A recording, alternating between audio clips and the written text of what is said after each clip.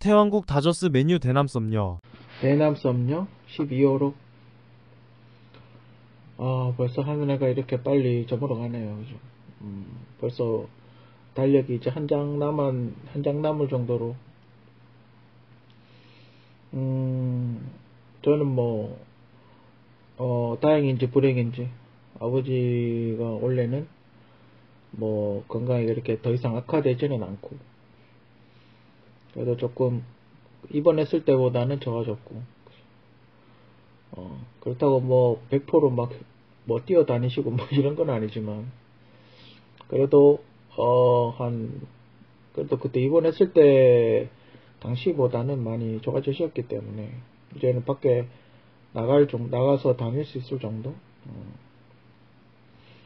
뭐 그렇기 때문에, 뭐, 그거 하나 위안이 되고, 원래는 좀 안 좋았어요. 그죠? 용띠인데도, 원래는 용의 해인데도 별로 그렇게 좋은 게 별로 없네요. 그죠? 뭐 아무튼, 글쎄요.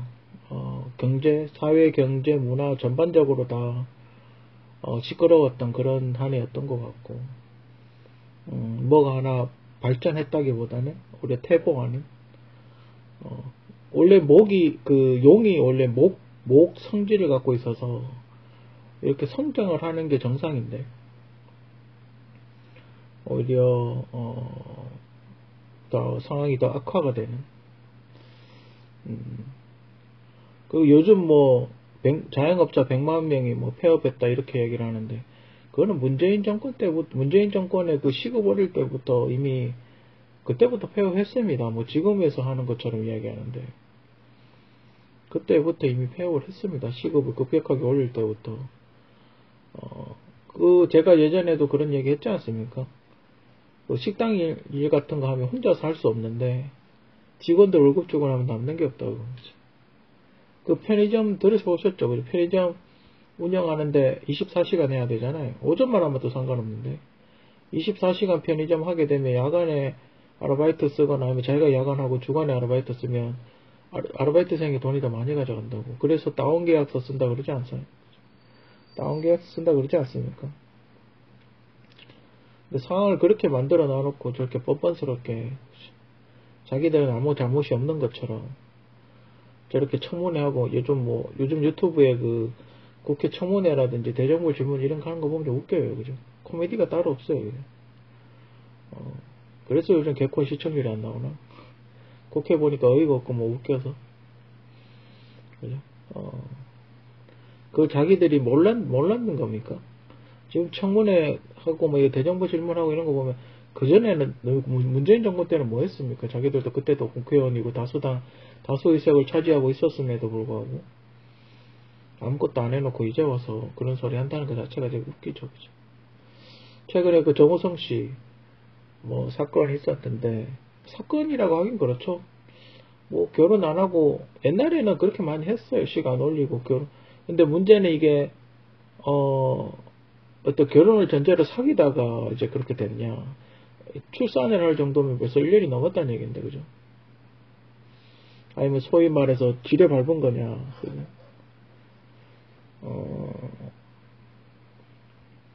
정우성 씨면 애 하나 낳아볼만 하죠. 다른 사람은 모르겠는데 정우성 씨면 한번 낳아볼만, 임신을 해볼만 하지. 내가 여자라면 잘 키워볼 수 있을 거예요. 그죠? 멋진 배우가 되지 않을까? 정우성 씨 닮아서 어떤 애가 태어날지 모르겠지만 아들이라 그러던데 또 기대가 돼요. 그죠? 여러분들 생각보다 혼외자 많습니다. 예, 특히 연예계 방송가 쪽에 혼외자 굉장히 많아요. 유명한 연예인들 중에 결혼 안 하고 이제, 소위 말해 세컨드라 그러죠. 바람 피워서 낳은 사람 되게 많이 있어요. 이름만 되면 알만한 사람들 많이 있어요. 그렇다고 그걸 잘한 행동이다, 뭐, 그건 아닙니다. 그죠? 잘했다는 건 아니에요. 그죠? 지금 임신한 상태인지 출산인지 그냥 임신만 확인이 된 건지, 근데 왜 빠르게 조치를 안 취했는지. 방법은 많이 있었을 텐데, 그죠? 아니면 임신 사실을 숨긴 건지, 그죠? 아무튼 다 내년은 을사년입니다. 뱀해죠. 을은 풀과 같은 초목이고, 산은 연료 또는 인화물질 같은 불 또는 땅 속의 지열이다. 뭐 이런 거네요. 그죠? 근데 이걸로, 이 풀이로 보면, 나무에 불이 붙는 형국이죠. 그죠? 나무에 불이 붙는 형국이에요. 땅속에서 열이 펄펄 올라오니까, 나무에 불이 붙는 그런 형국이죠. 그죠? 글쎄요, 이거 뭐, 좋을 수도 있고, 나쁠 수도 있고, 그래서 이건 해석하기 따라서, 근데 나무에 불 붙는다는 게, 근데 그런 건 있어요. 화기가 이렇게 확 올라오면 또 장사가 잘 된다 그러죠. 왜 불난 집에 장사 잘 된다 그러잖아요. 그죠? 뭐가 이렇게 활활 불타오르면 사람들이 모이고 그렇거든요. 그래서 이게 어떤 나쁜 쪽으로 작용을 할 건지 아니면 좋은 쪽으로 작용을 할 건지, 그죠? 근데 그래가지고 이제 청와대하고 조사를 좀 해봤어요. 청와대하고는 어떻게 관계가 어떻게 될 것인가. 윤석열 대통령께서 짖디더라고요. 아마 탄핵이 된다면 내년에 되지 않을까. 만약에 탄핵을 발의를 한다면 내년 5월 이전에 탄핵을 하지 않을까. 그죠? 뭐 시나리오는 그렇겠죠. 그러니까 새로운 대통령이 나와야 모병제를 공약으로 내세우겠죠. 그죠? 제 개인적인 생각은 그렇습니다. 새로운 대통령, 그러니까 선거를 다시 해야 2026년 1월 1일부로 모병제 전환을 하겠죠. 그래야지 일본이 한국을 먹을 테니까. 그죠? 그렇기 때문에 원래 반드시 새로운 대통령이 뽑힐 거라고 좀 봐요. 그리고 사주로 봐도 그렇고, 을사년이고, 용은 쥐를 잡아먹진 않지만 뱀은 쥐를 잡아먹죠. 그죠? 용은 쥐를 먹진 않아요. 용은 말이나 소를 먹죠. 근데 뱀은 쥐를 먹거든요. 그렇기 때문에 원래 아마 누군가 하나는 죽어나가지 않을까. 그치? 만약에 탄핵이 된다면 원래 될 것 같아요. 그죠? 그래야지 친일파들의 시나리오상 2026년에 모병제로 전환할 테니까. 그죠? 그래야지 여러분들은 또다시 일본의 식민지가 되겠죠. 그죠? 아무튼 뭐 그런 시나리오로 지금 흘러가는 것 같아요. 그죠? 제가 걱정하는 거는 되게 오랫동안 준비한 것 같거든요. 최소한 윤석열 대통령 나이만큼 준비한 것 같기 때문에 반드시 할 거라고 그렇게 생각이 들어요. 좀 더 뒤에 또 뭐 이어지는 이야기가 있는데 뒤에 또 그런 위협에 대해서 뭐 다루는 뭐 전투 이야기가 있는데 아무튼 제가 다시 한번 이야기하지만 경제적 여유가 되시는 분들은 빨리 여유 있을 때 대피하시기 바랍니다. 유학을 가든지 이민을 가든지 아니면 2026년 1월 달에 어학연수 3개월짜리 가든지 그리고 혹시나 이민 먼저 가신 분들은 한국 사람이 오면 반드시 도와주시기 바랍니다.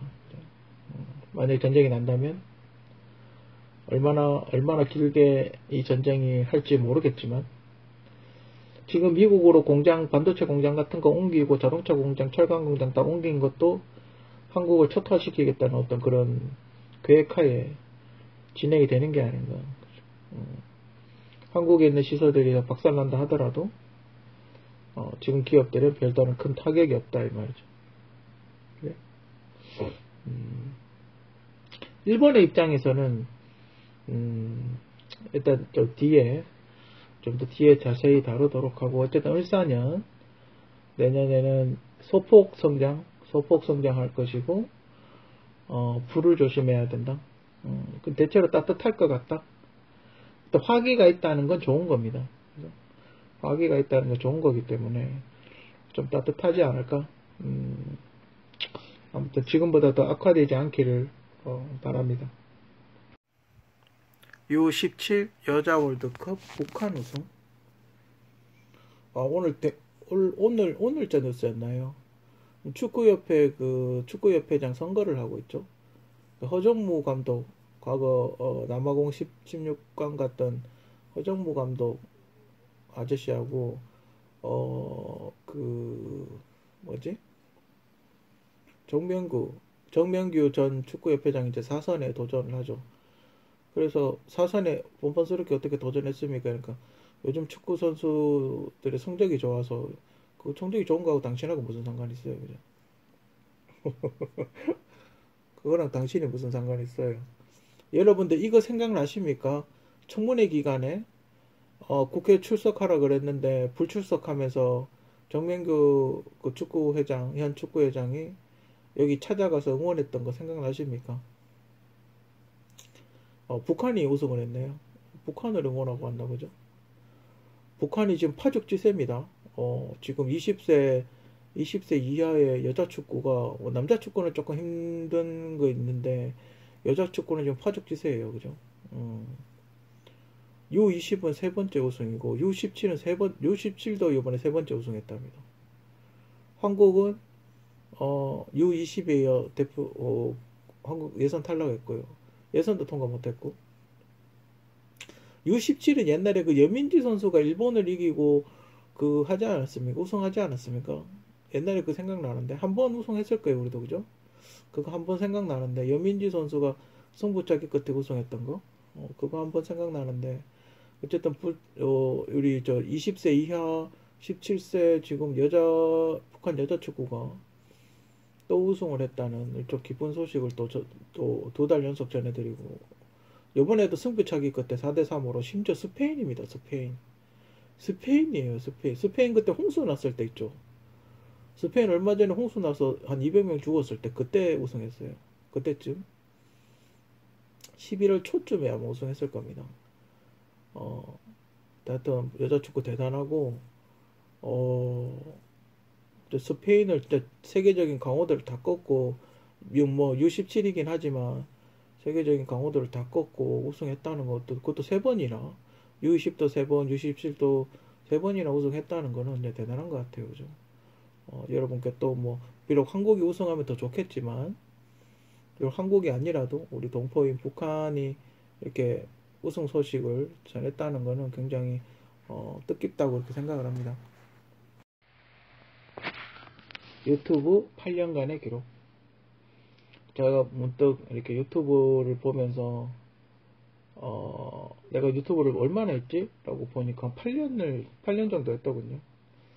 첫 파일은 미성당 반도라고, 우리 저 미성당 반도가 저 계대 쪽으로 이사를 했는데, 이사하기 전에 그쪽 이제 아파트 짓는다고 재개발한다고 이제 철거를 했는데, 그 철거하기 전에 찍었던 파일. 이걸 왜 찍었냐면 제 아버지가 그때 교통사고 나가지고 그 밑에 병원에 입원을 했었거든.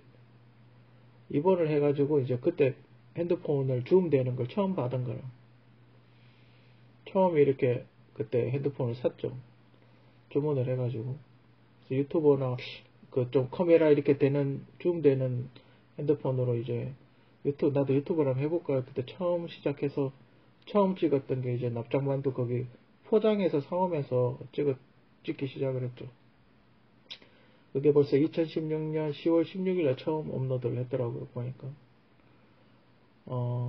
참, 물론 뭐, 제가 뭐 되게 화려하고, 뭐, 테크닉적으로 좋고, 뭐, 편집도 잘하고, 뭐, 재밌게 하고, 이런 건 아니지만, 나름 이렇게 제 8년간의 기록을 한번 정리를 한번 이렇게, 뭐랄까, 한번 되돌아보는 시간? 그러니까 잠깐 가져봤어요. 수익은 아직 없습니다. 저는 수익을 한 번도, 한 3만 원인가? 제가 수익 받았던 건, 30달러 정도였나? 여태까지? 그게 좀 남아있나? 20달러인가 30달러인가 그 정도 있을 겁니다.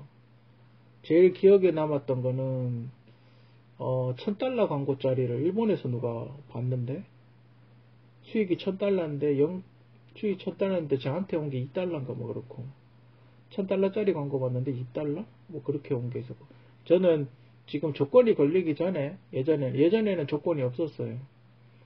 8년 전에는, 지금 계속 그 이후로 계속 제약이 이렇게 뭐 걸려서 그런데, 처음에는 조건이 없었어요. 그냥 광고를 다 아무나, 구독자가 얼마 없어도 다 할 수 있었던 그런 시절이 있었거든요. 그러다가 이제 조건 같은 게 이렇게 붙기 시작을 했죠. 이제 1000명, 4000시간, 요즘은 짧은 것도 몇 시간, 이런 거, 이렇게 뭐가 붙더라고요. 8분 이하는 또 수익 창출 안 되고, 또 하여튼 여러 가지 이렇게 뭐가 더덕더덕 붙더라고요. 매년 게임 하듯이 매년 하나씩 그런 조건이 계속 붙었었어요. 그래서 어느 순간, 이제 나의 능력으로는 안 되나 보다 이래가지고 지금 취미생활처럼 하고 있지만, 그러니까 수익을 얻어야지 이러고 하고 있지는 않아요. 취미로 하고 있지만, 어쨌든, 오랫동안 좀 수많은 유튜브의 어떤 유튜브가 성장했다고, 지금 유튜브도 좀 내리막이긴 하죠. 성장했다고 보기는 좀 힘들고, 여태까지 유튜브의 변화 과정을 쭉 이렇게 해보면서, 잘 활용만 한다면 상당히 좋을 수 있다. 잘 활용을 해야 된다. 그래서 제가 가장 베스트 활용이라고 보는 거는, 컴퓨터 조립하시는 허수아비님이 가장 베스트인 것 같아요. 일반인 중에 가장 활용을 잘하는 거는 컴퓨터 조립하시는 허수아비님이 제일 좋지 않나. 왜냐, 그분이 내가 처음에 그분 방송을 봤을 때, 혼자서 조립했었거든요. 지금은 굉장히 넓은 사무실에, 직원도 많이, 하고 있고, 이렇게 보면 사무실을 보면 발전하고 있다 이런 게 보이거든요. 자신의 어떤 전문 분야를 살려서 유튜브도 수익을 낼 수 있으면 내고, 그리고 또 꼭 유튜브 수익이 아니라도 컴퓨터를 팔아서 이익을 남길 수 있는 홍보도 되고, 신뢰성도 쌓이고, 그죠. 그리고 유튜버들이 한 번씩 가서 다른 사람을 찍기도 하고, 그런 게 있기 때문에 그분이 가장 잘 활용을 하고 있지 않나. 그죠? 가장 이익을 유튜브를 통해서 어떤 가게 홍보를 하고, 그런 걸 되게 잘하고 있죠. 모범 사례가 아닌가. 김한용 기자분도 있죠. 모카 김한용. 그분은 처음에는 다른 데 소속이 되어 있었죠. 그죠? 모터라인이었나? 이제 어디였지? 원래는 다른 데 소속돼 있다가 분리돼서 나왔죠. 본인만 열심히 하다 보니까 다른 사람들을 열심히 하라고, 본인만 열심히 해가지고 독립돼서 나와가지고 지금은 구독자가 더 많죠. 원래 있던 거기보다 구독자가 지금 본인이 더 많죠. 그 사람 혼자서 열심히 하니까.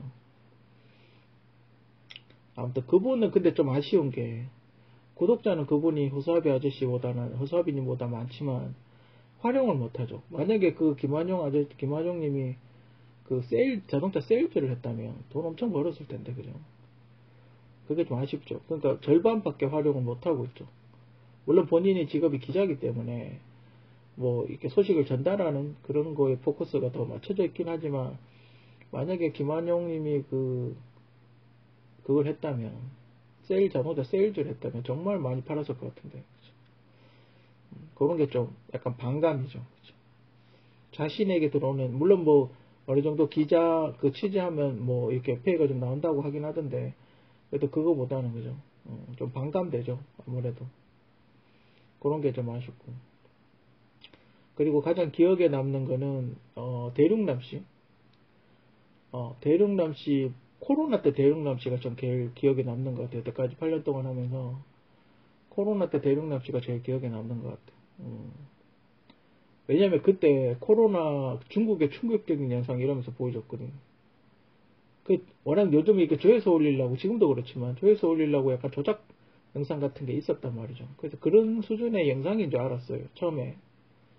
사람들이 병원에 줄 설 때 기절해가 바로 죽sức 써해버리고, 이상한 그런 현상이 있다고 지금 중국에서 난리다 이랬더니, 그냥 조회수 올리려고 저도 처음에 그런 줄 알았어요. 근데 사람들이, 그게 갑자기 한국에 코로나라고 퍼지고, 어마어마한 사람들이 죽어나가고, 어벤져스 엔드게임처럼 갑자기 사람들이 죽어서 사라져버리고, 그죠? 그런 일들이 우리 주변에 일어나고, 정부가 통제를 하고, 그런 걸 보면서 과연 정부는 뭘 했나, 문재인 정부는. 그죠? 과연 문재인 정부는 이런 유튜버 한 명이 이 접할 수 있는 정보조차도 심지어 정부에서 압박을 했었죠. 공포감 조성하지 말라고. 그때 당시 제가 알기로는 공포감 조성하지 말라고 정부에서 뭐 협박 메일이 말라왔었고, 저도 유튜브 그 코로나 파일 올렸다가 정지 먹고 파일이 그냥 삭제돼 버리고, 그냥 보통 비공개 전환이 되거든요. 파일이 그냥 자동으로 삭제가 그냥 유튜브에서 지워버리거든요. 코로나 관련 영상은. 코로나 관련 의혹 영상은 그냥 삭제를 해버려요.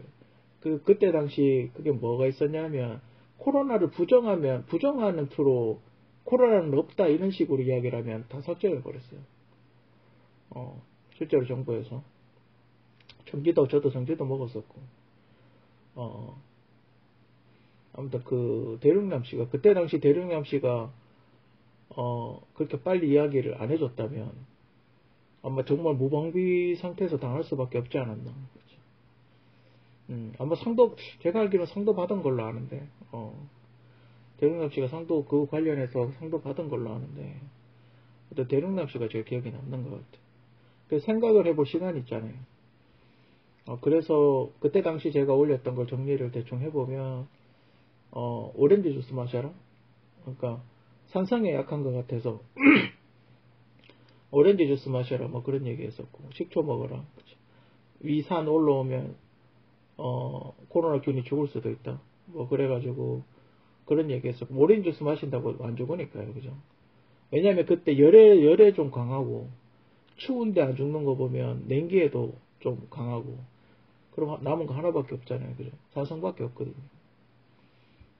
그러니까 나노급 세포이기 때문에 그때 당시 개인적인 생각은 나노급 세포였기 때문에 산성으로 이걸 터뜨려 버리면 되지 않을까? 그러면 약산성이면 나노급이기 때문에 터질 거다, 그렇게 예상을 했었거든요. 이게 뭐 엄청 찔기고 그러진 않을 거 아니에요. 그죠? 나노급이니까 우리 눈에도 안 보인단 말이에요.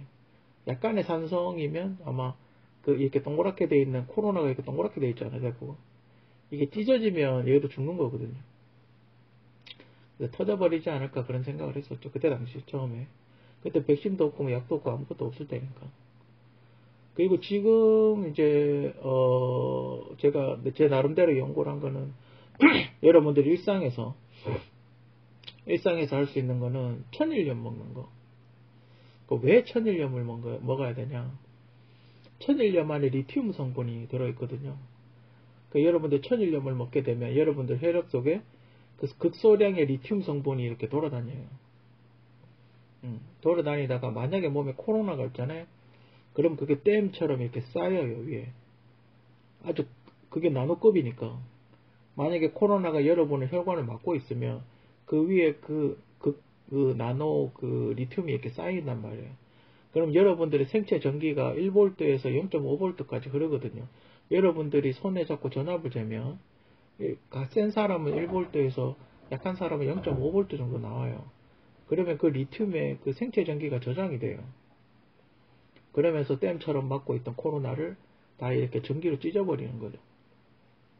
지금은 아마 먹는 알약에 아마 대부분 리튬 성분이 들어가 있을 겁니다.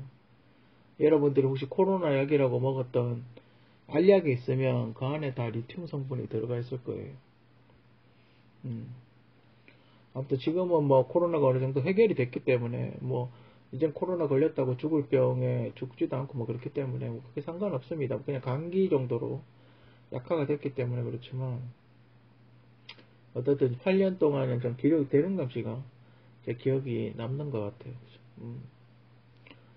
제 파일의 최고의 조회수는 슈퍼미의 캔디 스파니웰 제가 편집해서 영상 있는 걸 편집해서 만든 그 세뇨리따 뮤직비디오 밑에 음악을 세뇨리따로 깔아서 뮤직비디오처럼 만든 거였는데, 그게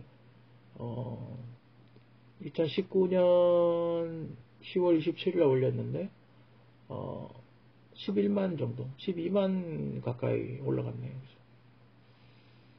하여튼 뭐, 근데 제가 그 사람이 캔디 스파니엘 슈퍼모델이 맞는지는 모르겠는데, 제가 예전에 그 현대백화점, 대구 현대백화점이 생긴 지 얼마 안 됐을 때,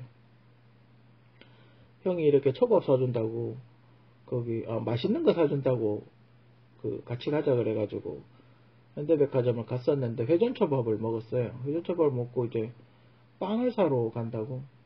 형이 이제 빵 사온다고 잠깐 거기, 약간 푸드 코너 같은데 잠깐 앉아있으라고, 회전초밥을 먹고 잠깐 앉아있으라고 해서 잠깐 앉아있었는데, 갑자기 캔디 스파니엘 비슷한 사람이 여러 명이 다른 여자하고 이렇게 지나갔었어요. 청바지 입고. 맞는지 모르겠어요. 이거 확인할 길이 없으니까. 근데 캔디 같은 사람이 뭐 여러 명 있겠습니까? 겁나 이뻤거든. 진짜 여신 같더만. 그런 사람이 많이 있을 거라 생각하지 않아요. 진짜 여신같이 그렇게 생겼대요. 3D 같이 생겼대요. 금발에, 완전 빅토리아 시크릿 나오는 그 모습으로 이렇게 청바지 입고 이렇게 걸어가고 있는데, 근데 본인한테 물어봐야 확실한 게 나올 텐데, 물어볼 길이 있나. 되게 이뻤던. 이게 한국 사람하고 체형이 좀 다르더만요. 약간 머스라는 사람 같은 그런 느낌이었어요. 그러니까, 한국 모델은 그냥 깡 말라가지고, 좀 소위 말하는 볼품이 좀 없다 그러죠. 깡 말라가지고 그냥 걸어 다니는 그런 스타일이라면, 캔디는, 제가 봤던 그 캔디 같은 사람은, 몸이 이렇게 머슬려 같이 이렇게 근육질이라 그러나? 운동선수 같이 그랬어요. 그때 진짜 한참 그때 되게 옛날이니까 한참 이쁠 때였는데, 아무튼 제가 뭐 캔디한테 해주는 건 별로 없지만, 아무것도 없지만, 어쨌든 제가 영상 올린 거에 조회수 많이 나와서 항상 고맙게 생각합니다. 저희 어떤 많은 조회수가 나왔던 영상은 대부분 캔디의 어떤 영상이기 때문에 항상 고맙게 생각합니다. 제가 돈 있으면 언제, 원한다면 제가 기꺼이 식사를 사드릴 용의가 있습니다. 아무튼 뭐 최근에 또 빅토리아 시크릿 중단했다가 다시 시작하던데, 그래서 좀 반갑고, 어쨌든 뭐 항상 뭐 본인이 뭐 어떤 정우성 씨 같은 일이 있거나 정우성 씨 같은 일이 있었죠. 그죠? 캔디도 정우성 씨 같은 일이 있었죠. 아무튼 뭐 본인도 열심히 한 거 언제나 힘내시고, 항상 열심히 하고 멋진 모습 보여주는 게 유튜브에도 많이 올라오니까 항상 보기 좋습니다. 그죠? 아무튼 유튜브에 8년간의 기록, 여러분들도 한번 길게 유튜브 해보신 분들은 한 번쯤 이렇게 좀 자신의 기록을 한번 되돌아보는 그런 시간을 갖는 것도 좋지 않나? 개인적으로 그렇게 생각을 합니다. 카카오톡카 1945. 요즘 그게 유행이죠. 카카오톡 아이디로 뭐 옥션을 로그인 한다든지, 뭐 다른 웹페이지를 이렇게 들어가는 게 유행이었어요. 최근에 구글 아이디로 뭐 프로그램 로그인 한다든지, 따로 회원가입 안 하고, 뭐 그런 게 다른 외국 프로그램도 그런 게 있더라고요. 그래가지고 옥션에 들어가는데 옥션 아이디가 갑자기 생각이 안 나가지고 카톡이 있길래 그냥 카톡으로 로그인을 했어요. 하다가 한 달 정도 됐나? 한 달 조금 더, 한 달 보름 정도 됐나? 그쯤 됐을까? 얼마 안 됐는데 갑자기 한 달 보름 정도 전부터 로그인이 카톡으로 안 되는 거예요. 그래서 뭐 시스템이 잘못됐나? 처음에 이제 그렇게 생각을 했죠. 그러다가 그리고 이제 새로 이제 원래 아이디가 있었으니까 새로 설정을 하고 비밀번호만 바꿨는데, 그래서 그냥 로그인 했어요. 옥션은 그냥 로그인해서 썼는데 갑자기 그게 안 되는 거예요. 다음 메일에 들어가려고 그러는데, 보통 여러분들도 카카오 메일하고 다음 메일하고 통합했지 않습니까? 대부분 다 통합하셨을 거예요, 아마.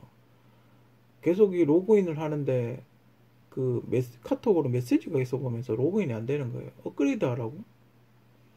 메일에 못 들어가게 해놓은 거예요. 계속 업그레이드 하라 그러면서, 근데 업그레이드 하러 가면 옛날 버전의 카카오톡이 나와요. 6월달 버전의 카카오톡이 나오는데 업데이트 할 게 없는 거예요. 계속 업데이트를 하래. 그래 이상하다 이러면서, 그래 근데 메일이 들어가야 되는데 메일에 들어갈 못 들어가니까 계속 이렇게 뭔가 잠궈 놓은 듯한, 옛날에 그 은행 통장 잠궈 놓은 것처럼 잠궈 놓은 듯한 그런 느낌이 계속 이렇게 되는 거예요. 그래가지고 이걸 매일을 봐야 되는데 어떻게 하지? 그래가지고 PC 버전이 생각이 나는 거예요. 카카오톡 PC 버전이 되잖아요. 이걸 로그인이 안 되니까 그 PC 버전을 혹시나 해서 들어가서 설치를 했는데 PC 버전으로 들어갈 수가 있더군요. 어때 그렇게 해서 이제 메일은 볼 수가 있었는데 그런 문제점이 갑자기 생기더라고요. 그리고 저 스트라이커 저 1945 저 게임 뭐냐면 저게 맞나?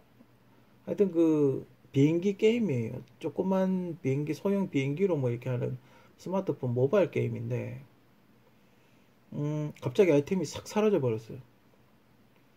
음, 되게 오랫동안 모아왔던 아이템이, 업그레이드 했던 아이템이 있었는데, 그리고 이벤트 하면서 받은 아이템이 있는데 아이템이 싹 없어져 버리더니 어 그 뭐지, 로그인이, 게임이 절반밖에 실행이 안 되는 거예요.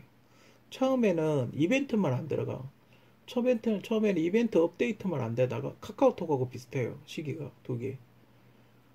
처음에는 이벤트만 안 들어가다가 들어가는 거예요. 그래서 해결됐나 보다 이렇게 생각했는데, 지금 지금 11월 달 한 달 동안 게임이 절반밖에 안 돼. 게임이 절반은 되고 절반은 안 되고. 이벤트 게임 절반 정도는 안 들어가고,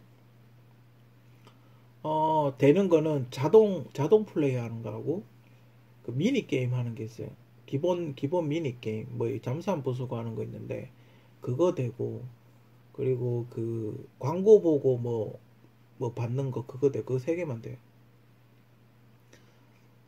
근데 이 게임은 뭐 결제가 안 해서 그렇다는 등 뭐 여러 가지 이유가 있던데, 결제를 안 해도 하루에 광고를 한 30개 정도 봐야 돼요. 게임 구성이 그렇게 돼 있어요. 계속 광고를 보게끔 만드는. 하루에 광고 제가 본 것만 해도 하루에 한 30개씩 거의 매일같이 보는데, 그거만 해도 수익이 상당할 텐데, 그죠? 아무튼, 그런, 좀 한 달째 계속 그러고 있는데, 근데 그거는 계속 바뀌어요. 이벤트는 계속 바뀌는데, 들어가지가 않아요. 이벤트가 바뀌면 업데이트를 눌러서 업데이트가 돼야 되는데, 업데이트가 안 돼요. 카카오톡도 마찬가지 현상. 업데이트를 하라고, 몇 버전으로 업데이트 하라고 있는데, 누르면 옛날 버전 카카오톡이 떠요. 둘 다 같은 현상이 일어나고 있는데, 제 스마트폰 버전이 낮아서 그런가? 요즘은 게임도 스마트폰 그 안드로이드 버전이 낮으면 그 이 게임은 안 된다고, 프로그램 실행이 안 된다고 메시지가 이렇게 뜨던데, 음. 안드로이드 버전이 낮아서 그럴 수도 있죠. 그럼 그 전에는 어떻게 됐나? 딱히 안에 들어가면 별다른 저 1945 같은 경우는 별다를 게 없어요. 게임 내용이 바뀐 게 없는데, 그럼 그 전에는 어떻게 플레이가 됐나? 그럼 왜 절반은 플레이가 되고 절반은 안 되나? 그죠? 그 아이템은 왜 지워졌나? 플레이가 안 되는 건 알겠는데 아이템은 왜 싹 다 지워졌나? 그죠? 여러 가지 의문이 있죠. 제가 저 뒤쪽에 자세한, 제가 그 영상을 찍은 영상을 제일 마지막에 왜 프로그램이 어떤 에러가 나는지 마지막에 올릴 테니까, 궁금하신 분들은 참고하시기 바랍니다. 우려스러운 F-35 숫자. 최근에 그 F-15 업그레이드 하는데 8조 얼마 든다고 뭐 그런 기사가 났었죠. F-15입니다. 업그레이드 하는데 8조 얼마가 든다고, 8조 넘게 든다고 업그레이드 하는데, 레이더하고 뭐 전자장비 몇 개 업그레이드 하는데 8조가, 그러니까 새 비행기를 들여오는 게 아니고 레이더하고 부품 일부를 바꾸는데 8조가 든다고 그렇게 뉴스에 났었죠. 도대체 얼마나 해먹는지 참 궁금하네요. 그죠? 월남전 때 날아다니던 비행기 업그레이드 하는데 8조 원 든다고. 그 돈이면 새가 한데 사겠네, 이 사람아. 새 비행기 사겠네, 그 돈이면. 그냥 F-15 새거 완전 풀업된 F-15를 사는 게 낫지 않을까요? 그죠? 근데 F-15가 지금 비행기가 애매한 포지션인 게, 좀 폭격기 있죠, 폭격기. 우리가 지금 그 F-22를 F-15 같이 쓰려고 하고 있거든요. 주렁주렁 달고, 폭탄을 주렁주렁 달고 다니는 비행기. 그게 지금 제일 괜찮은 게, F-15밖에 없어요, 솔직히. F-18이 있긴 한데, F-18은 솔직히 항공모함 전용기라, 지상에서 뜨는 거는 F-15를 많이 쓰거든요. 솔직히 F-15만한 비행기가 지금 미국에서 안 만들고 있으니까. 요즘은 스텔스기가 대세라서 비행기가 없기는 해요. 주로 아니면 그 B2 같은 큰 거 타야 되거든. 비행기가 없긴 합니다. 소형 비행기 중에 F-15 같은 폭격기가 없기는 해요. F-21이 그 돈이면 그냥 F-22를 대량 공장 하나 더 지어서 대량 생산하는 게 내가 보기엔 더 좋을 것 같은데, 이 8조 원이란 돈이 얼마나 큰 돈이냐면 제가 알기로는 KF-21의 총사업비하고 맞먹어요. 근데 그 돈으로 업그레이드 한답니다. 참, 그죠? 그렇죠? 미국도 오방공한테 너무 빨대 꽂는 건 아닌가, 그죠? 어떨 때는 좀 심하지 않나 이런 생각이 들 때도 있기는 해요. 그죠? 그런 어떤 독점적인 지위를 누리면서 너무 그렇게 빠는 거 아닌가, 빨대 꽂는 거 아닌가, 그죠? 좀 심하지 않나. 그리고 또 그것도 방위비도 분담하라. 그럼 방위비까지 만약에 10조 원대 그럼 20조 원이나 달라는 얘기인데 심하지 않나, 그죠? 그리고 최고의 혈맹이라 그러면서 우리는 그 기업들이 미국 가서 그렇게 공장 많이 지어줬는데, 그죠? 우리는 왜냐하면 너네는 우리나라에 공장 지을 때는 우리나라 낮은 인건비 뽑아먹으려고 온 거지만, 우리는 미국에 지금 공장 짓는 게 인건비 낮은 게 아니잖아요. 비싸잖아요. 지금 너네가 답답해서 오라는 그런 거잖아요. 그죠? 그러니까 그게 다르죠. 처지가 다르죠. 그죠? 아무튼 우려스러운 F-35 숫자. 지금 일본이 F-30형 A형, 그러니까 지상에서 뜨는 비행기 106대를 보유하고 있고, F-35B형이 42대 수직 이착륙하는 항공모함 같은 데서 뜨는 그걸 무려 42대를 지금 보유를 하고 있답니다. 그래서 더 합이 148대를 보유하고 있대. 너무 많은 거 아닙니까? 한국은 지금 F-35A형만 지상에서 뜨는 것만 60대를 보유하고 있어요. 거의 두 배, 한 2.5배 정도 보유하고 있죠. 그리고 심지어 우리나라는 수직 이착륙기는 단 한 대도 없어요. 그죠? 그럼 저게 왜 문제가 되냐면, 수직 이착륙기가 한 대도 없기 때문에 저거 비행기를 노획을 해도 조종할 수 있는 사람이 없다 이 말이에요. 조종할 줄 모른다 이 말이에요. F-35B형을 아무도 조종할 수 아는 비행사가 없다는 얘기예요. 전투기 조종사가. 무슨 소리인지 알겠죠? 굉장히 심각한 문제죠. 조종조차 못한다. 항공모함, 우리나라도 그 항공모함, 저기 또 F-35C형이 있습니다. 항공모함용. 근데 뭐 그것까지는 아니라 하더라도 F-35B형 한 두세 대 정도는 우리도 살 수도 있지 않나, 연구용으로. 너무 안 사는 것 같아요. 그죠? 물론 F-35가 지금 굉장히 유지관리비가 비싸다고 알려져 있어요. 그래서 저것도 좀, 얼마 전에 그 엔진 한 대 터졌지 않습니까?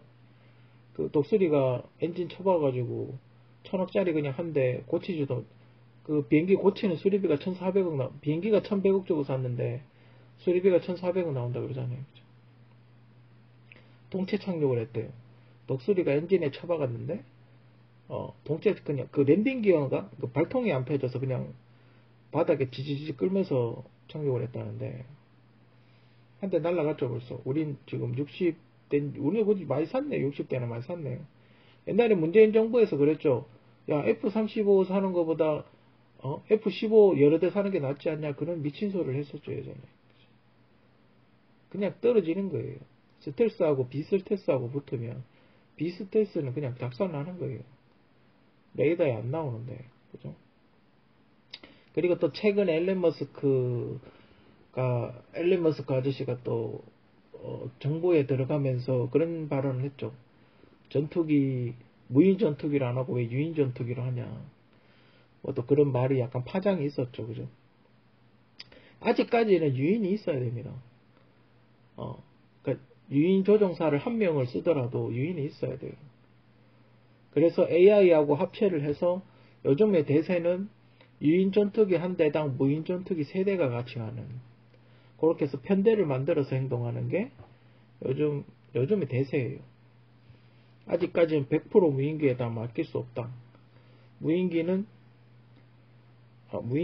그 보조를 해야 된다. 보조하는 수준이다. 보조하는 수준이다. 뭐 이런, 그죠? 그런 어떤 게 대세이기 때문에 아직까지는 무인기가 AI가 완벽하지 않기 때문에 무인기는 반드시 있어야 되고, 그리고 만약에 그 무인기가 만약에 그 뭐 충돌한다든지 정파 교란을 당한다든지 그럴 때 근거리에서 유인기가 조정을 해야 되기 때문에 유인기는 반드시 있어야 된다고 봅니다. 아무튼 2026년 제가 전쟁이 일어날 수 있다라고 그렇게 이야기를 한 그거와 연결해서 보면 일본이 너무 많은 스텔스기를 보유하고 있다. 지금 스텔스 F-35만 148대고 거기에 또 F-15 있죠. F-15도 상당히 많이 보유하고 있는 걸로 아는데 F-15도 있고 그거보다 또 작은 다른 전투기도 있단 말이에요. 다 합치면 한 1000대 가까이 될까? 최소 500대 이상 되지 않을까? 거기에 그 기름 넣는 비행기도 있죠. 거기 폭격, 레이더, 그런 비행기도 있고, 많이 갖고 있어요. 근데 그게 얼마나 가동률이 되는지는 모르겠지만, 어쨌든 많이 보유하고 있어요. 그죠? 일본은 또 F-35를 빨리 도입했어요. 비싸게. 우리보다 훨씬 비싸게 주고 도입을 했죠. 그래서 여기 표에 보면, 여기 정리를 잘 해놓은 표가 있어서 제가 이렇게 한번 이렇게 잘 한눈에 보시라고, 약간 옛날 거긴 한데 잘 보시라고 이렇게 해놨습니다. 아무튼 국방비가 1년에 어마어마하죠. 지금 월급을 올려서 아마 소위 말하는 전력 강화보다는 아마 월급으로 더 많이 나갈 것 같은데 아무튼 F-35 숫자 일본의 148대를 보유하고 있다는 이 수치는 상당히 한국 입장에서는 우려스럽지 않을 수가 없습니다. 모듈화 시스템. 이렇게 핸드폰을 요즘 삼성 주가 폭락 관련해 가지고 이야기가 많죠. 그래서 앞으로 삼성이 그러면 어떻게 하면 좋을까? 어떻게 해야 다시 주가를 올릴 수 있을까에 대해서 생각을 해봤어요. 그래서 이렇게 쭉 검색을 해보다 보니까 모듈화 스마트폰이 이렇게 제 눈에 딱 들어왔어요. 그래서 그럼 모듈화를 왜 안 하고 있지?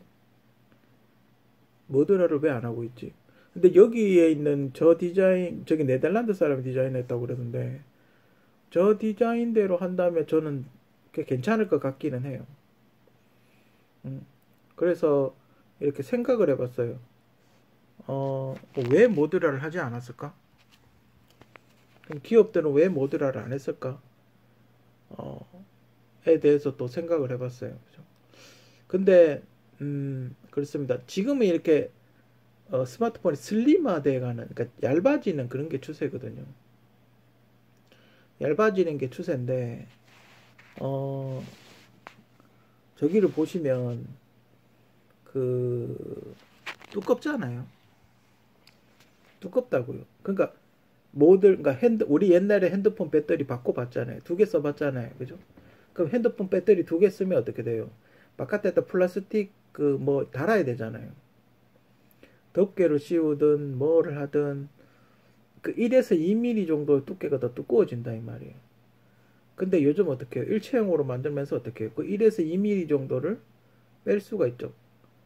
그만큼 배터리 팩을 더 두껍게, 비닐로 만든 배터리 팩을 더 두껍게 만들 수 있다 이 말이에요.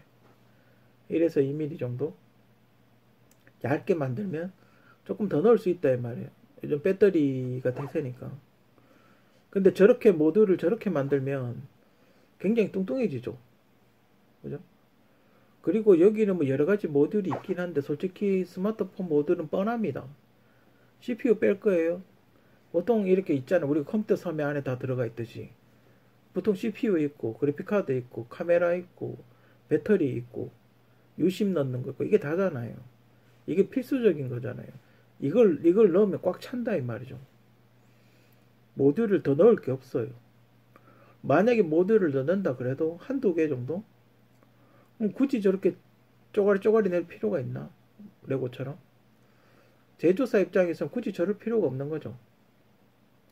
그리고 만약에 저 꼽는 게 CPU 모듈인데 CPU 모듈의 접촉부가 상하게 되면 다 바꿔야 돼요.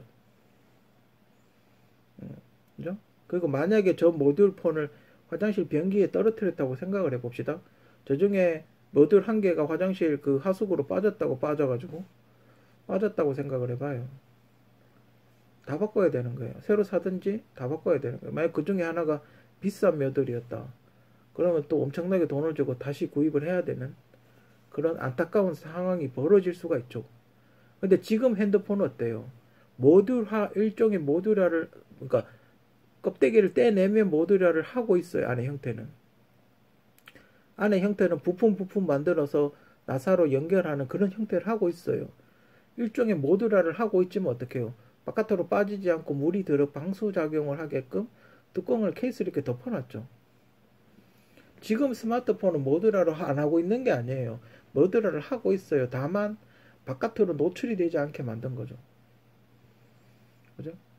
이렇게 끼우는 방식, 옛날 배터리 꼽듯이 끼우는 방식은 아닐 뿐이지 이미 여러분들이 쓰고 있는 스마트폰은 모듈화를 하고 있는 거예요. 다만 이렇게 이게 바깥으로 튀어나오지 않게 덮개를 덮은 거죠.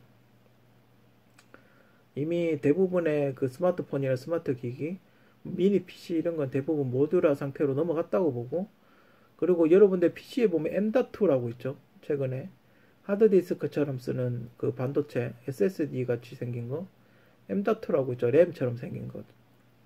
그게 일종의 모듈화의 시작인 거예요. 그죠? 요즘 PC, 좋은 PC들은 다 M.2 슬롯이 많은 PC가 비싼 PC잖아요. 그죠? 그런 게 일종의 모듈화한 거예요. 그래픽카드 여러분들 사서 꼽잖아요. 그런 것도 일종의 모듈화한 거예요. 모듈화는 여러분들이 생활 곳곳에 모듈화가 이미 있는 게 사실입니다. 모듈화 되어 있는 게 사실이에요. 그리고 요 밑에 스마트폰은 아니지만 자동차에도 지금 전기 배선을 이렇게 일종의 모듈화와 유사하게 하고 있어요. 요거 꼽으면 연결되고 빼면 연결되고 그렇게 모듈화를 이미 자동차에서도 이미 오래전부터 모듈화를 이 스마트폰이 나오기 전부터 이미 그 전원부나 이런 거는 모듈화를 이미 진행한 상태예요. 근데 자동차는 덩치가 크니까 저거 한 개 빼고 뭐 스페어 넣고 뭐 이렇게 하잖아요. 그죠? 가끔 저거 안에 빠져가지고 시동 안 걸리고 뭐 그런 게 있잖아요. 그죠? 이미 이런 것도 일종의 넓은 범위의 모듈화인 거죠. 그죠? 그래서 삼성이 앞으로 주가를 올리고 신제품이 나오려면 어쨌든 모듈화 과정을 거쳐야 된다. 삼성의 전자제품의 모듈화를 한번 지금 늦었다 하더라도 적극적으로 아마 해야 되지 않을까? 설계 모듈화를 어떤 진행을 해야 되지 않을까 그런 생각이 들었고, 요게 편리하게만 잘 만들면 생산 단가라든지 획기적으로 줄일 수 있고, 그리고 지금은 모듈화 할 수 있는 시기가 왔어요. 왜 왔냐? 나노급이거든요. 이제 3나노 시대잖아요, 삼성은 3나노 시대이기 때문에 모듈화에 대해서 적극적으로 설계에 반영할 필요가 있다. 그죠? 갑자기 그런 생각이 들었고, 그리고 삼성에 있는 전자 모든 기기들, 뭐 TV, 뭐 스마트폰, 뭐 모니터, 뭐 이런 거하고 기기들이 서로 호환될 수 있게, 부품을 이렇게 서로 호환될 수 있게 쓰게 만든다면 훨씬 더 시너지 효과가 있지 않을까. 그죠? 그러니까 만약에 여기 지금 배터리나 CPU 같은 거를 스마트 기기, 만약에 뭐 탭이나 갤럭시 탭이나 뭐 패드 같은 데다 넣어서 장착할 수 있게끔 만든다든지, 그죠? 그런 모듈화를 진행하게 되면, 부품에 호환이 되게 되면 훨씬 더 시너지 효과가 서로 간에 이렇게 삼성의 전자기기, 모든 전자기기에 호환이 되면 훨씬 더 좋지 않을까. 그죠? 설계할 때 그런 걸 설계할 때 그런 걸 설계상에 반영을 모듈화를 반영을 하면 지금 쓸 수 있는 게 세탁기 쓸 수 있죠. 세탁기도 모듈화 할 수 있습니다. 그죠? 놓고 이렇게 닫아버리면 되죠. 세탁기, 냉장고, 뭐 에어컨, 스마트폰, 스마트 TV, 뭐 모니터, 뭐 잘하면 그 청소기 같은 것도 쓸 수도 있고 거의 삼성에서 생산하는 대부분의 제품을 모듈화해서 만들 수가 있어요. 요즘은 총기도 모듈화하고 있죠. 요즘 총기도 모듈화하는 게 유행이에요. 총열 위에 거만 바꿔서 쓰고 그러죠. 아무튼 삼성에서 지금 뭐 어느 정도 모듈화를 진행하고 있는지 모르겠지만 앞으로 시스템이나 설계에 모듈화 시스템을 적극적으로 반영을 해야 되지 않나? 그러면 주가도 오르지 않을까? 하는 게 제 개인적인 생각입니다. 알리에서 첫 구매. 아, 중국에서 그러니까 해외 직구라 그러죠. 해외 직구라 그러면 대부분 이제 중국 제품을 많이 어, 오는데 그 해외에서 제품 한 건 처음 구매한 건 아니에요. 해외 제품은 한 몇 가지 그 전에 구매를 해봤어요. 근데 알리에서 처음 사봤는데 삼성 메모리 8기가하고 요즘 블랙 프라이데이 한다 그러잖아요. 삼성 메모리 8기가 DDR4 2400짜리하고 마우스 무선 마우스인데 충전식이에요. 이게 제가 되게 원했던 마우스거든요. 왜 원했냐면 여러분들 무선 마우스 쓰면 건전지 넣는 그 전에 샀던 건 건전지 넣는 마우스였거든요. 그래가지고 이게 건전지가 없으면 충전이 안 되니까 계속해서 건전지를 사서 일부러 사서 넣어야 된다 이 말이에요. 그러면 건전지 그거 다이소 가면 한 3,000원 정도 하잖아요. 맨날 그거 가서 건전지 없으면 그거 한 묶음을 사와야 되거든요. 약간 짜증났어요, 그게. 그게 되게 짜증났었는데, 아, 이 마우스는 그냥 USB 꼽아서 충전해서 쓸 수 있는 그런 마우스라서 너무 마음에 들었어요. 그래서 이 마우스하고 삼성 메모리 약간 계속 메모리가 에러가 나가지고 메모리가 모자란다고 계속 메시지가 떠가지고 메모리를 하나 더 사봤어요. 4,920원 같으면 괜찮죠. 그죠? 4,920, 좀, 처음엔 좀 걱정을 했어요. 기존에 장착되어 있는 그 메모리가 4기가짜리가 있었는데, 이게 호환이 안 되면 어떡하지 그랬는데, 다행히 8기가짜리를 꼽으니까 호환이 됐어요. 그래서 12기가가 지금 메모리가 뜨더라고요. 4기가짜리, 8기가짜리 두 개를 꼽으니까 12기가가 떴어요. 그 메모리를 8기가를 꼽으니까 뭐가 좋냐면, 로딩이 좀 잘 돼요. 그러니까 여러분들 유튜브 보면 그 썸네일이 쭉 내려오잖아요. 썸네일이 쭉 내려오면 그런 게 이제 좀 안 끊기고 부드럽게 잘 되고 그리고 제가 CPU를 셀러론을 써서 그런지 그 커피레이커 시리즈는 i5가 아니면 2666짜리 쓰면 에러가 난대요. 그 몰랐는데 난 이번에 바꾸면서 보니까 2666짜리를 쓰고 있더라고요. 그래서 계속 그 에러 나고 로딩 심해지고 갑자기 컴퓨터 쓰다가 뚜두두두 꺼져버리고 그런 현상이 일어났었어요. 그래서 저도 우연히 이 메모리를 사다가 처음에는 2666짜리 주문하려고 했다가 취소를 하고 그 CPU가 i5 이하급은 2400을 써야 된다고 DDR4 2400을 써야 무난하게 돌아간다고 그 옥션에서 보니까 그렇게 써놨더라고요. 그래서 2400을 주문했어요. 그러니까 지금 괜찮아요. 넉넉하게 잘 돌아가고 일단 화면 로딩이나 끊김이 줄었어요. 그래서 굉장히 좋다고 제품도 굉장히 깨끗하게 새 제품 중고 같은데 새 제품 같이 그렇게 굉장히 깨끗한 상태에서 왔고 마우스도 굉장히 지금 잘 쓰고 있고 좋은 것 같아요. 제가 이렇게 이걸 산다고 이제 쭉 이렇게 알리익스프레스를 쭉 보니까 되게 이렇게 뭐랄까 사기쳐놓은 게 되게 많아요. 그러니까 되게 싸가지고 들어갔는데 안에 들어가면 내가 살려고 하는 거는 가격이 훨씬 높고 그 중에 하나 빼가지고 되게 가격을 낮게 써놓고 뭐 그런 게 있더라고요. 그래서 어떤 거는 또 한국과 가격 차이 별 차이 없는 것도 있고 만약에 지금 본인들이 쓰시는 컴퓨터가 커피레이커인데 뭐 램을 16기가 하나 쓰고 있다 그러면 그죠? 16기가 하나 정도 더 사는 거는 그게 뭐, 얼마더라? 한 2만원 가까이 하나? 한 2만원 좀 안 할 거예요. 16기가인데 2만원 안 하더라고요. 그런 거 잘 이렇게 살펴보시면 괜찮은 게 있거든요. 램을 여러분들이 가장 싸게 컴퓨터를 업그레이드 하는 방법이 램을 끌어올리는 게, 램을 설치를 다 하는 게 가장 업그레이드가 싸게 업그레이드 하는 거예요. 그렇게 근데 잘하는데 잘 물어보고, 삼성 메모리는 일단 검증이 됐잖아요, 우리가. 삼성 메모리는 우리가 어느 정도 검증이 된 메모리이기 때문에, 다른, 물론 더 좋은 이렇게 LED 붙인 메모리가 있긴 하지만, 삼성 메모리는 기본적으로 중고를 사도 괜찮다. 메모리는 손상이 잘 안 돼요. 여러 가지 컴퓨터 부품 중에 가장 손상이 적게 되는 게 메모리예요. 차단을 이렇게 시켜버리거든요. 메모리가 거의 어지간하면 손상이 잘 안 돼요. 삼성 메모리로 주문하시면 굉장히 좋을 것 같아요. 그죠? 알리에서 초구매, 근데 시간이 좀 오래 걸린다.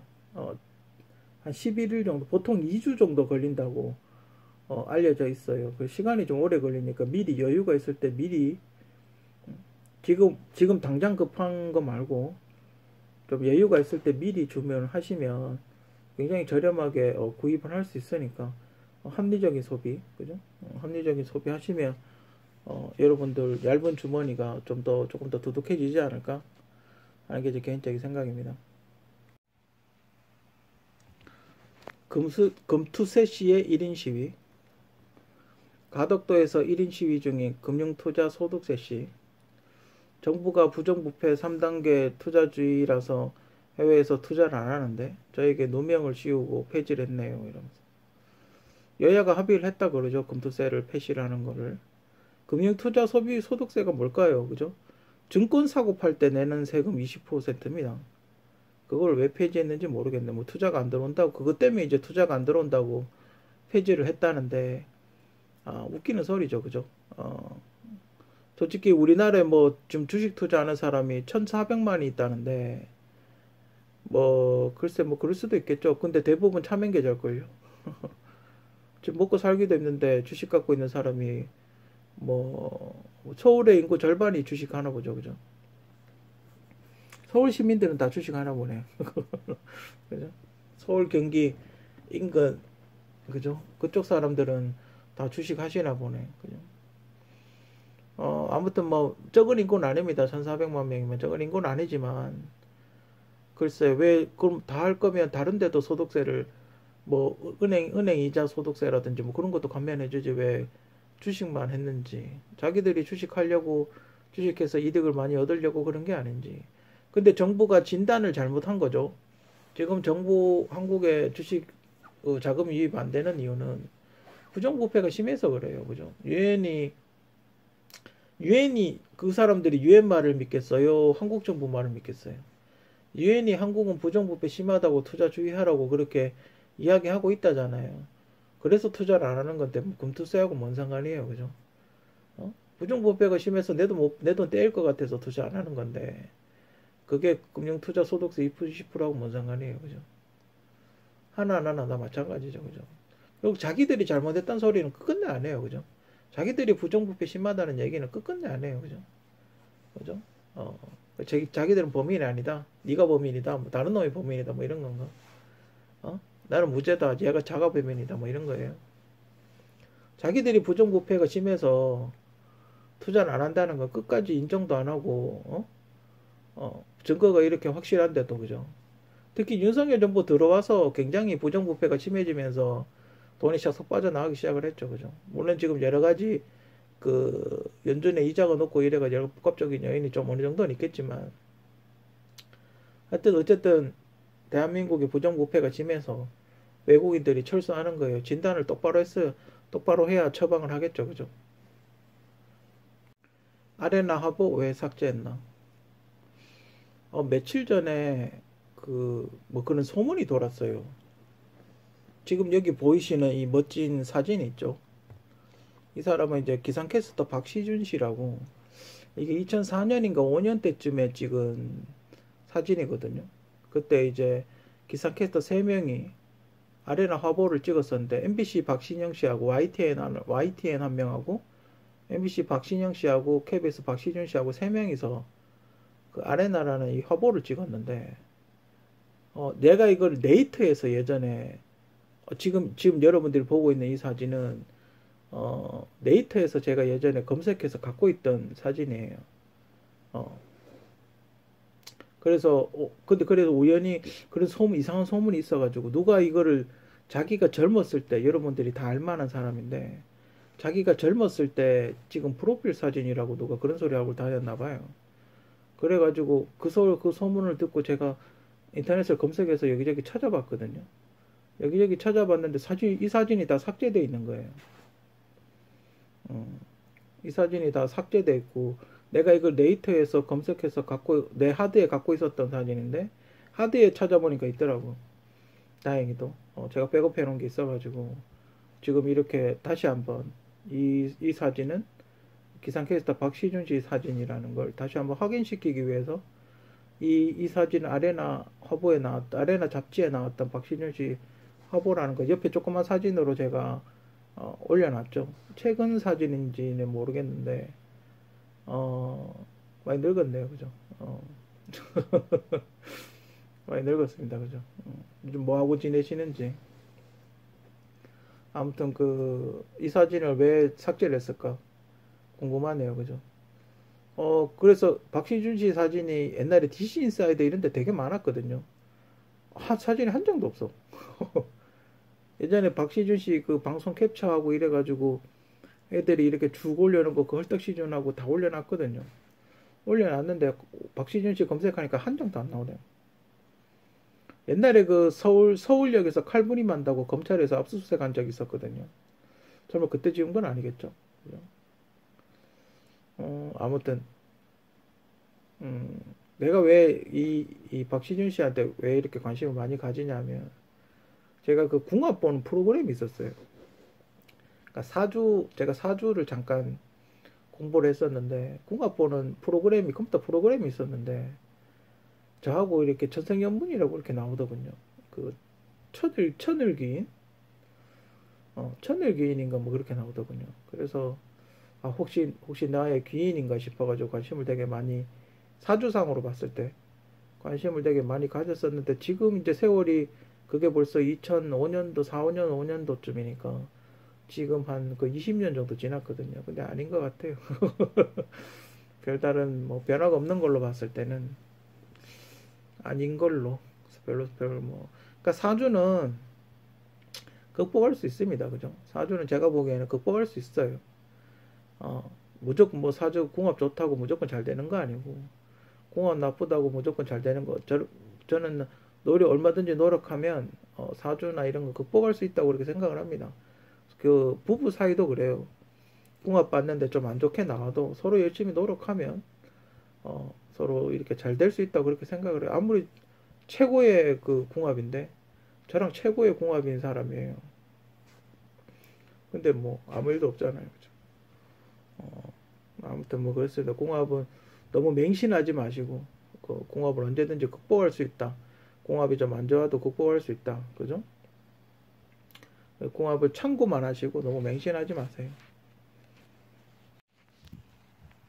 우리 또 노처녀 2명이 시집을 간다고 기사가 났더군요.